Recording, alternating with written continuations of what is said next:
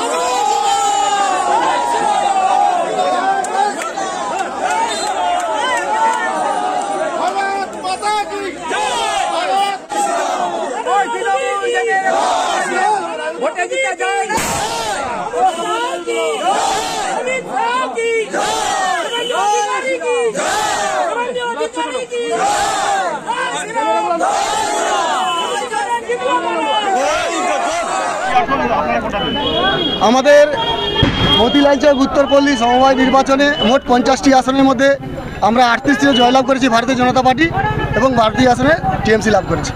এবং ঠিকভাবে এর আগে দুবার বন্ধ করা হয়েছিল। ভোটের মাত্র 7 ঘন্টা আগে নোটিফিকেশন জারি করে এআরও এই ভোটটাকে বানচাল করার জন্য বন্ধ করেছিল। সেখানে আমরা আইনি সহায়তা নিয়ে ওরা জানতে পারার ফলে তড়িঘড়ি করে এআরও ডেট করে ভোট করেছে, তাতেও আমরা এইভাবে এককভাবে সংখ্যাগরিষ্ঠতা জয় করেছি। ভারত মাতা কি জয়। 2026 সালের যে আগাম যে ঘন্টা বর্তমান যে এমএলএ দুর্নীতিগ্রস্ত এমএলএ উনার পরাজয়ের ঘন্টা বেজে গেল। এখান থেকেই শুরু করলাম আমরা। এমএলএ সাবধান, আপনি নিশ্চিত পরাজয় হবেন।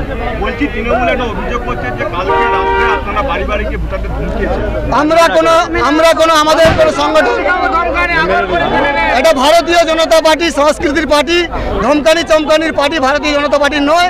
আমরা এই সংস্কৃতিতে বিশ্বাস করি না। নরেন্দ্র মোদী প্রধানমন্ত্রী, সবকা সাথ সবকা বিশ্বাস। এখানে আমাদের মুসলিম সম্প্রদায়ের বহু মানুষ ভোট দিয়েছে, তারা ক্যান্ডিডেট তারা জিতেছে। আমরা সবাইকে, আমার নাম মহাদেব মণ্ডল, নন্দকুমার মণ্ডল চেয়ারের সভাপতি ভারতীয় জনতা পার্টি। এই জয় ভারতীয় জনতা পার্টির জয়। এই জয় আমি উপহার দিতে চাই এই এলাকার যারা সমবায়ী মানুষ, তারাই হচ্ছে দুবার এই ভোটকে পিছিয়ে দেওয়া হয়েছে উদ্দেশ্য প্রণোদিতভাবে, হেরে যাওয়ার ভয়ে। তাই আমরা কোর্টের দ্বারস্থ হই, হাইকোর্টের দ্বারস্থ হই এবং কোর্ট এই ভোট এই ভোটে আমরা যে জয় পেয়েছি সমবায়ী সমস্ত মানুষকে করতে চাই। মোট 51টি আসন, আগেই আমরা একটি আসন জিতে আছি, আর এখন আমরা জয় পেলাম 38টি আসনে বিপুলভাবে জয়ী হয়েছে। বিরোধীরা 12টা পেয়েছে। কি বলবেন জয় নিয়ে, কি বলবেন? জয় শুভবুদ্ধি সম্পন্ন মানুষ, অনেক কিছু করেছে। বর্তমান ক্ষমতাশালী যে তৃণমূল কংগ্রেস, তাদের তাদের সমস্ত চক্রান্ত কিছুকে প্রতিহত করে এই জয় মানুষ বুঝিয়ে দিয়েছে যে প্রকৃতপক্ষে মানুষ ঠিক আছে।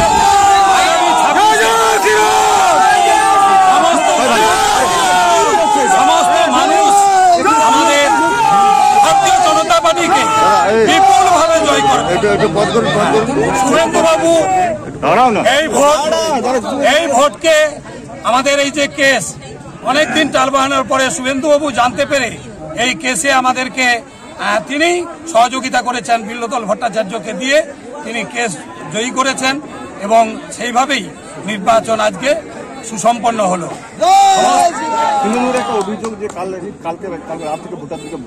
রাত্রিতে তৃণমূল কংগ্রেস স্বয়ং এমএলএও থেকে এখানে বহুভাবে টাকা দিয়ে প্ররোচনা দেওয়ার চেষ্টা করা হয়েছে, ভোট কেনার চেষ্টা করা হয়েছে। গোপাল মাইতি এবং সভাপতি শিবানী দেখুন সকলেই এখানে থেকে রাত্রিতে ভোট কেনার চেষ্টা করেছে, কিন্তু আমরা কোন লোকের কাছে মানুষের কাছে আমরা বারে বারে গেছি, বারে বারে আমরা চেষ্টা করেছি। মানুষ আমাদের আশ্বস্ত করেছিল যে ভোট হলেই আমরা বিজেপিকেই জয়ী করব। এই বোর্ডের প্রচুর দুর্নীতি ছিল, যেহেতু যে তারিখে ভোট হওয়ার কথা ছিল সেই বোর্ডকে এক্সটেনশন করে করে ভোট করতে চায়নি এবং অনেক কিছু দুর্নীতি আছে যা আগামী দিনে আমাদের এই নতুন বোর্ড সেই দুর্নীতি নিরসন করবে এবং জনগণের সম্মুখে নিয়ে আসবে। সাংগঠনিক জেলার সহসভাপতি।